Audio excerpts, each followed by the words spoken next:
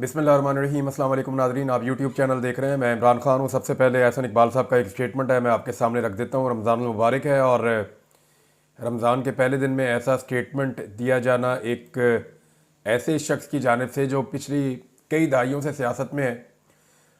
उनकी फैमिली भी सियासत में थी, उनके बुज़ुर्ग भी सियासत में थे, वो ख़ुद भी सियासत में है और इतने अरसे में तो बंदे का पेट भर जाता है और फिर बंदा कोशिश करता है कि बिला वजह वो झूठ ना बोले। लेकिन इमरान खान साहब की या पाकिस्तान तहरीक-ए-इंसाफ की मकबूलियत ने इनको ज़हनी तौर पे मफलूज कर दिया है और इतना ज़बरदस्त सियासी करियर होने के बावजूद ये लोग झूठ बोलने पर मजबूर हो जाते हैं, वो भी रमज़ानुल मुबारक में। अब रमज़ान का महीना है, शुरू के रोज़ों में तो कोई भी झूठ नहीं बोलता, सब कोशिश करते हैं कि सच बोलें, इबादत करें, अपने रब को राज़ी करें। लेकिन यहाँ पे एहसन इकबाल साहब का स्टेटमेंट मुझे बहुत अजीब लगा।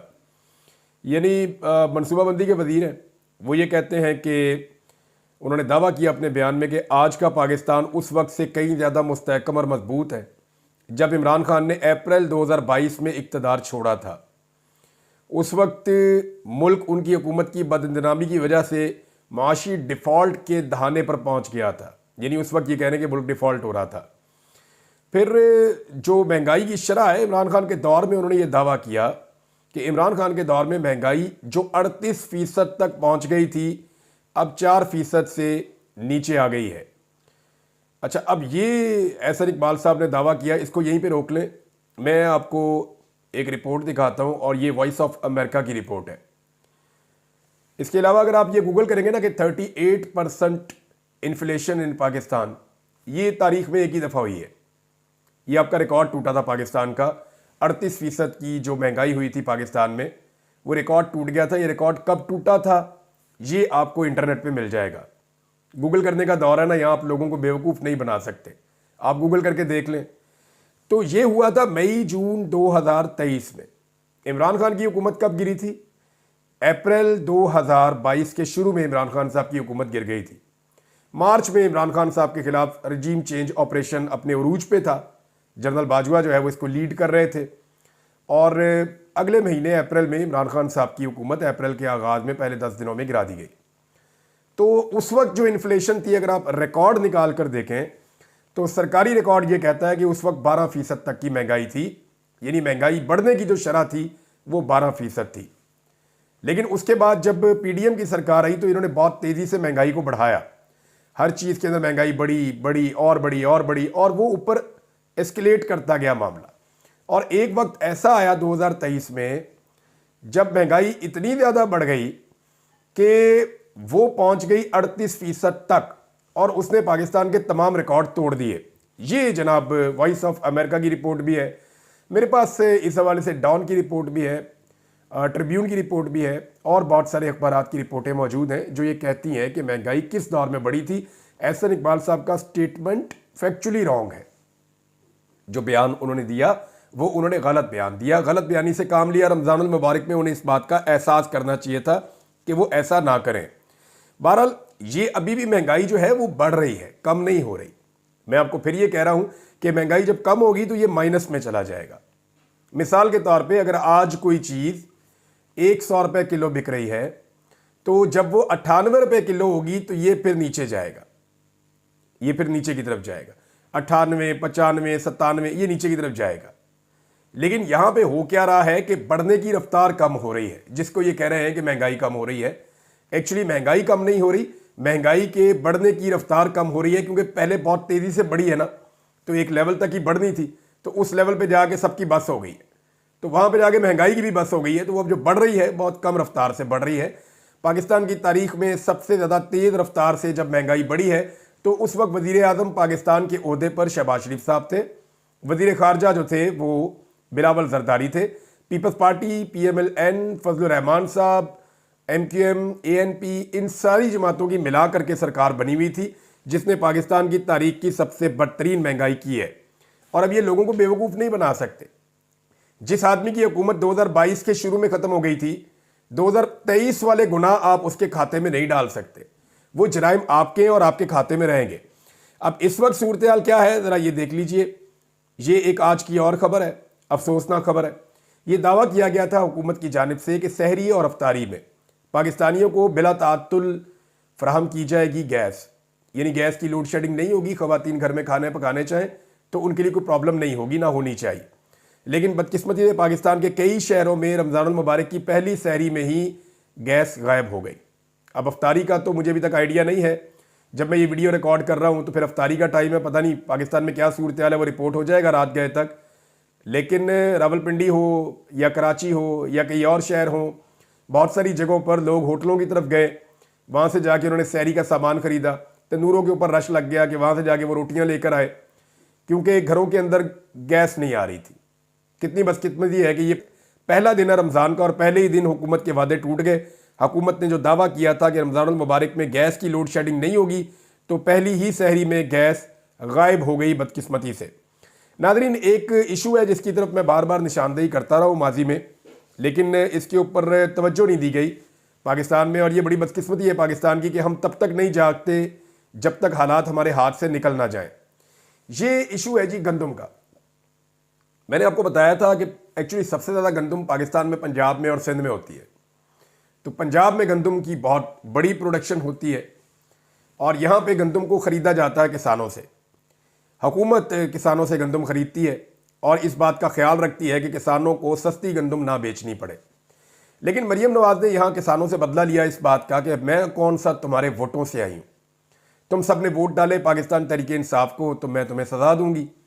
तो हुआ ये कि किसानों को इस तरह सज़ा दी गई कि उनकी गंदम की एक कीमत मुकर्रर की गई, पहले तो वही बहुत कम की गई, लेकिन फिर उस कीमत के ऊपर गंदम खरीदी भी नहीं गई। गवर्नमेंट ने यह कहकर गंदम खरीदने से इनकार कर दिया कि इसमें करप्शन होती है, और आम जो आड़ती हैं उनके हाल पर छोड़ दिया किसानों को। तो किसानों की लुटमार हो गई बहुत ज़्यादा, किसान मायूस हो गया, कर्जे के नीचे चला गया। और उस वक्त मैंने आपको ये कहा था कि अगले साल जब गंदम की काश्तकारी होगी तो गंदम तखमीने से कम काश्त करेगा किसान। उसकी वजह यह है कि ना सिर्फ किसान मायूस हुआ बल्कि उसको किसी किस्म की सपोर्ट नहीं मिली, और किसान को गंदम जब उसकी नहीं बिकेगी मार्केट में तो वो अपनी ज़रूरत से ज़्यादा की गंदम लगाएगा भी नहीं। और यही हुआ। इस वक्त जो आदाद-ओ-शुमार आ रहे हैं, जो रिपोर्ट्स आ रही हैं, ये siyaasat.pk के ऊपर एक खबर लगी हुई है, गंदम की पैदावार 11% यानी 11% कम हो सकती है इस मरतबा, क्योंकि काश्तकारी कम हुई है, और 28 मिलियन मैट्रिक टन से नीचे आने का खदशा है।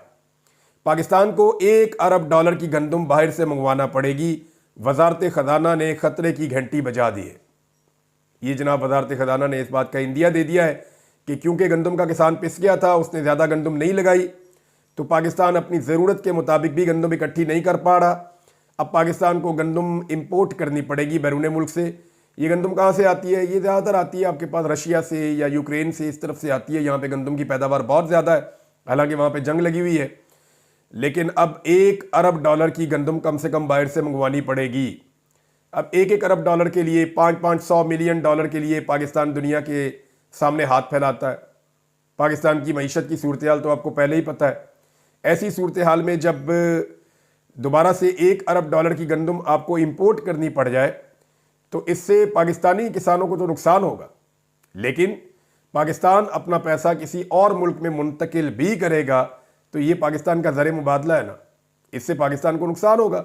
तो पाकिस्तान मैनेज नहीं कर पाया, या पाकिस्तान की हुकूमत की जो पॉलिसी थी वो ठीक नहीं थी। अगर ये पॉलिसी दुरुस्त होती तो ऐसी सूरत हाल का कभी भी सामना ना करना पड़ता। हमने जोर किस चीज़ पर दिया हुआ है? जोर दिया हुआ है जनाब, हमने वजारतें बढ़ानी हैं। अभी जब वजारतें बढ़ी हैं तो तादाद 50 से ऊपर चली गई है। पाकिस्तान ने 50 मुकम्मल कर लिए, हालांकि बड़े बड़े मुल्कों में इतने वजीर नहीं हैं। यहाँ एक रिपोर्ट है और ये रिपोर्ट बनाई है, मैंने देखी सोशल मीडिया पे, आमिर सईद अब्बासी साहब ने इसको पोस्ट किया। अच्छा, ये रिपोर्ट बताती है कि अमेरिका में 26, बरतानिया में 31 और भारत में 30 और जापान में 24। तो दुनिया के जो बड़े बड़े मुल्क हैं वहाँ पे वुज़रा की तादाद पाकिस्तान की निस्बत बहुत कम है। आप न्यूजीलैंड चले जाएँ, ऑस्ट्रेलिया चले जाएँ, यूरोपीय यूनियन के ममालिक में जाकर देख लें, दुनिया के बेहतरीन ममालिक हैं, वहाँ पे भी इतने ज़्यादा वज़ीर नहीं हैं जितने पाकिस्तान ने रख लिए हैं। तो पाकिस्तान क्या इतनी तरक्की कर रहा है कि इतने पाकिस्तान के शोबे आगे जा रहे हैं कि हमें ज़्यादा से ज़्यादा वज़ीरों की और वजारतों की ज़रूरत है? हमें तो ये चीज़ें कम करनी चाहिए। अब जब इन वज़ीरों के प्रोटोकॉल गुजरेंगे सड़कों से तो लोग माइंड नहीं करेंगे, लोग बुरा नहीं मनाएंगे कि खाने के लिए आप हमें रोटी नहीं देते। बेड़ा गर्क आपने पाकिस्तान का कर दिया। इमरान खान के दौर से आज आप मवाजना कर लेना। एहसन इकबाल साहब का स्टेटमेंट आप एक तरफ रख दें, आप इमरान खान साहब के दौर का मुवाजना कर लें, कोई एक चीज़ आप मुझे बताएं। बिजली क्या इमरान खान के दौर से सस्ती है आज? नहीं, 4 गुना महंगी है। गैस क्या इमरान खान के दौर से सस्ती है आज? नहीं, 1000% से ज़्यादा महंगी है। गैस तो बहुत महंगी कर दी इन्होंने। डॉलर क्या कम कीमत में आ गया? नहीं, 100 रुपये कीमत डॉलर की भी बढ़ गई है। क्या पेट्रोल कम कीमत हो गया? नहीं, पेट्रोल की कीमत भी 100 रुपये लीटर से ज़्यादा इन्होंने बढ़ा दी है, 125 रुपये के करीब। तो कोई भी चीज़ हो, चाहे चावल है, आटा है, दालें हैं, घी है, चीनी है, कुछ भी है जो खाने पीने की चीज़ें हैं, सब्जियां दालें आप कर लें। अभी तो बल्कि जो फलों का रेट आया है मार्केट में, हैरान हो गए। यानी पहले ही रमज़ान अल मुबारक में महंगाई का एक तूफान आ गया है और उसी दिन पे पाकिस्तान के फेडरल मिनिस्टर एक ऐसा स्टेटमेंट दें जो लोगों के ज़ख्मों को कुरेदे, ये बड़ी तकलीफ दे बात है।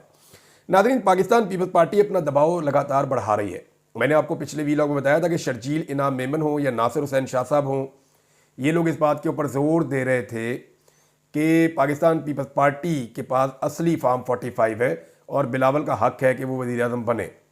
अब इसी तरह सैयद नवीद कमर साहब ने भी एक वार्निंग दी थी कि जो बजट आ रहा है उस हवाले से हम जो है वो वोट देना है या नहीं देना, हमें इसके ऊपर फैसला करना पड़ेगा। तो धमकी आमेज एक उनका रवैया था। अब नबील कबूल साहब ने भी एक स्टेटमेंट दे दिया है। नबील कबूल साहब कहते हैं कि हमने नून लीग को 17 नुकात दिए, अगर वो हमारे नुकात पर अमल नहीं करते तो हो सकता है कि हम उनकी सपोर्ट करना छोड़ दें। हम उनके लिए क्यों गालियां खाएं, ये अपने लोगों के साथ भी वादा खिलाफी करते हैं, नबील कबूल ने कहा। एक खबर इसमें और है कि बिलावल ने भी अभी शहबाज शरीफ से एक मुलाकात करनी है, क्योंकि वो जो मुतालबात कर रहे हैं उनका ये मानना है कि पीपल्स पार्टी की बात नहीं मानी जा रही। लेकिन जो असल बात है वो मैंने आपको कल बता दी है कि बिलावल को इसी दौरे हुकूमत में वज़ीर आज़म पाकिस्तान बनना है। जरदारी साहब को इस बात की बहुत जल्दी है और वो अपनी ज़िंदगी में अपने बेटे को एक मरतबा वज़ीर आज़म बनाना चाहते हैं, क्योंकि उन्हें ये लगता है कि एक मरतबा बिलावल को पहली मरतबा अगर मैंने वज़ीर आज़म बना लिया तो फिर ये रास्ता खुल जाएगा, वो फ्यूचर में भी वज़ीर आज़म बन सकता है और मेरे बच्चों की पॉलिटिक्स जो है वो खड़ी हो जाएगी। लेकिन अगर बिलावल वज़ीर आज़म ना बना आसिफ अली जरदारी साहब के होते हुए, तो जरदारी साहब को इस बात का ख़तरा है कि बिलावल की जो सियासी फहम है वो इतनी ज़्यादा नहीं है कि वो बाद में इतनी बड़ी पार्टी को भी कंट्रोल कर पाए और पाकिस्तान के वज़ीर आज़म भी बन पाए और सारी चीज़ों को मैनेज कर पाए। अब एक स्टेटमेंट जो है वो रज़ा रब्बानी साहब का भी आया है। रज़ा रब्बानी साहब का स्टेटमेंट अगर आप देखें तो आपको हैरत होनी चाहिए वैसे, कि मंजूरी के तकरीबन 1 महीने के बाद, यानी ये बिल मंजूर हुआ था पीका का काला कानून, इसके 1 महीने के बाद रज़ा रब्बानी ने पीका को काला कानून करार दे दिया। यानी अगर रज़ा रब्बानी की नज़र में ये काला कानून है तो इसके ऊपर दस्तखत तो सदर पाकिस्तान ने किए हैं और सदर पाकिस्तान के दस्तखत के बगैर तो ये कानून बन ही नहीं सकता था। जिस कानून को रज़ा रब्बानी काला कानून समझते हैं, पाकिस्तान पीपल्स पार्टी के जो सदर हैं जरदारी साहब, वो उसको काला कानून नहीं समझते। फिर इसके हक में जो वोट दिया कौमी असम्बली में वो सारी की सारी पीपल्स पार्टी ने दिया। अगर पीपल्स पार्टी इस काले कानून के हक में वोट ना देती तो ये कानून बनता ही ना।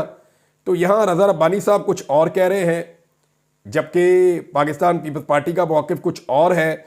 एक्चुअली ये मौजूदा हुकूमत पे और इस्टेब्लिशमेंट पे दबाव डालना चाहते हैं और दबाव डालकर उन्हें बावर करवाना चाहते हैं कि अपना वादा याद रखो, बिलावल को वज़ीर आज़म पाकिस्तान बनाना है, जो मार्केट में खबर गर्दिश कर रही है। और ये बहुत सारे लोग इस खबर के दावेदार हैं। उनका ये कहना है कि ये चीज़ इनकी तय पा गई है, इसके बारे में बात नहीं करते। सिर्फ एक और नाज़रीन स्टेटमेंट है और ये बड़ा इंटरेस्टिंग स्टेटमेंट है। ये स्टेटमेंट दिया है अता तारड़ साहब ने।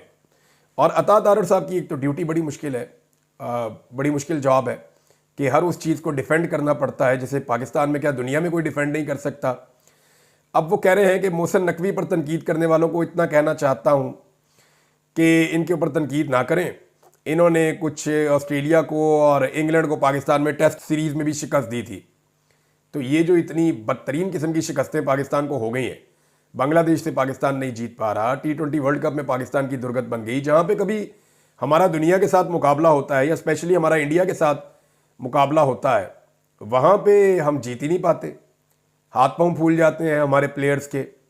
और कोई छोटा मोटा मैच अगर हम जीत जाए तो उसके ऊपर आप रोला नहीं डाल सकते।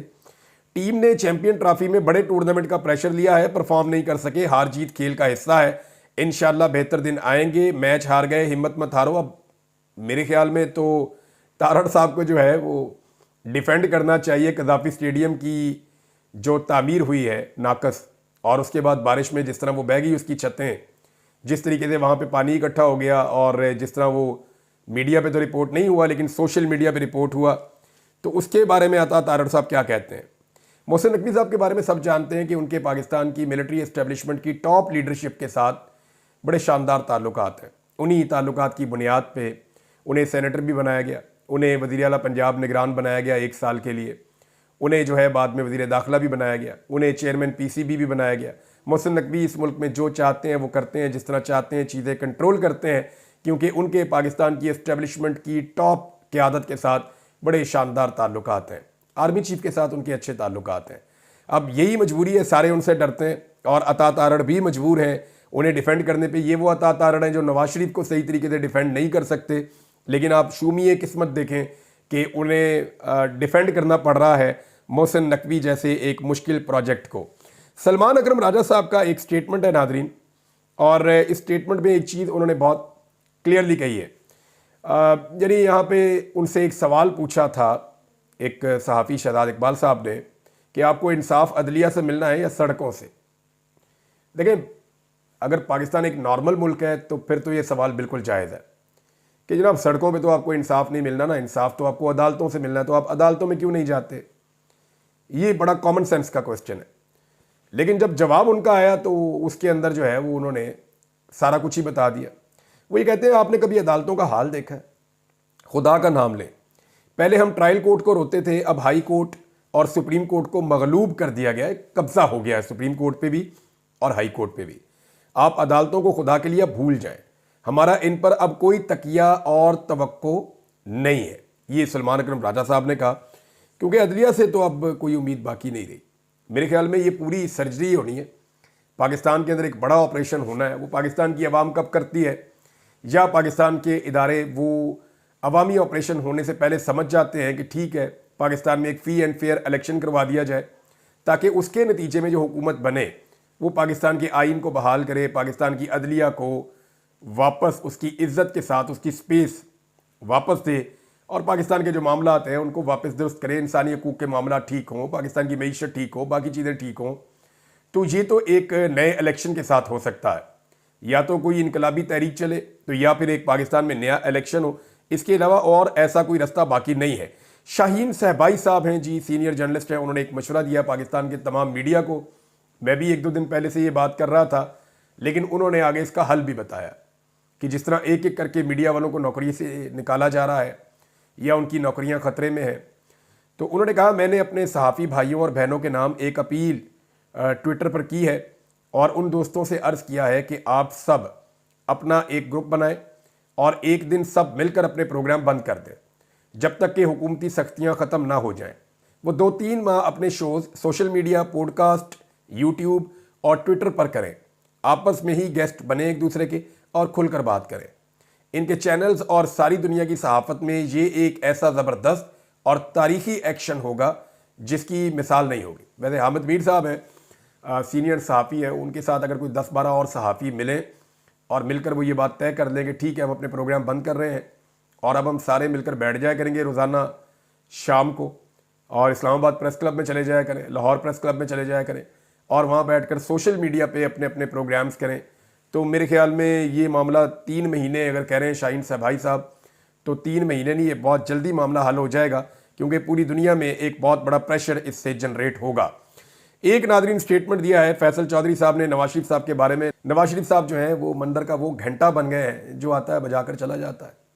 यानी फैसल चौधरी साहब कह रहे हैं कि नवाज शरीफ की गैरत तो 8 फरवरी 2024 को उस वक्त मर गई थी जब उन्होंने पाकिस्तान तहरीक इंसाफ की फतह को तस्लीम नहीं किया। अगर इस दिन वो PTI की फतह को तस्लीम कर देते तो उनकी कुछ इज्जत बाकी रह जाती। नवाज शरीफ अवाम और स्टेब्लिशमेंट में डिसक्रेडिट हो चुके हैं और अब उन्हें उनकी बेटी और भाई ने डंप कर दिया है। देखिए स्टेब्लिशमेंट की नज़र में क्यों कह रहे हैं फैसल साहब, ये बात आप जहन में रखें कि नवाज शरीफ साहब ने हमेशा स्टेब्लिशमेंट को ये बावर करवाया कि वो उसूली सियासत करते हैं। अगर मियाँ नवाज शरीफ साहब यास्मीन राशिद के मुकाबले में सीट लेने की जिद ना करते तो एस्टेब्लिशमेंट में मियाँ नवाज शरीफ साहब की इज्जत रह जाती। यानी एस्टेब्लिशमेंट के दिमाग में कम से कम ये बात कहीं ना कहीं कोने में होती कि नवाज शरीफ एक गैरत वाला आदमी है, नवाज शरीफ ने हारी हुई सीट के ऊपर जीतना पसंद नहीं किया और वो अपने उसूलों के ऊपर खड़ा रहा। लेकिन एक सीट के लिए नवाज शरीफ साहब ने जैसे एक कैंसर की पेशेंट को जेल के अंदर वो बंद रख के उन्हें तकलीफ दे के जैसे उनकी सीट चुराई है, मियाँ नवाज शरीफ साहब ने मैंडेट तो चोरी किया उनकी पार्टी ने, जैसे मियाँ साहब ने अपनी ज़ाती सीट चोरी की है, उससे एस्टेब्लिशमेंट की नज़रों में भी मियाँ नवाज शरीफ साहब की वक़्त, अहमियत और इज़्ज़त ख़त्म हो गई है। वो डिस्क्रेडिट हो गए। एस्टेब्लिशमेंट को इस बात की समझ आ गई है कि नवाज शरीफ साहब असूली सियासतदान नहीं है। उन्होंने वही किया जो नॉर्मल किस्म के सियासतदान ऐसे मौक़ों पर करते हैं। नाज़रीन, यूक्रेनी सदर जब डोनाल्ड ट्रंप को मिलने गए थे तो मैं एक दो चीज़ें आपके सामने रखता हूँ कि वो उनके लिए एक तोहफ़ा भी लेकर गए थे। ये तोहफ़ा क्या था, वो क्यों लेकर गए, इसके बारे में मैं नेक्स्ट व्लॉग में आपको बताऊंगा। और नेटो के सरबराह ने भी एक मशवरा दिया है यूक्रेन के सदर को, जिस पे वो कह रहे हैं जी उन्हें अमल दरामद करना चाहिए। कुछ और चीज़ें भी है आपके साथ अगले व्लॉग में शेयर करता हूँ। अब तक के लिए इतना ही। अपना ख्याल रखिएगा, अपने इस चैनल का भी। अल्लाह हाफ़िज़।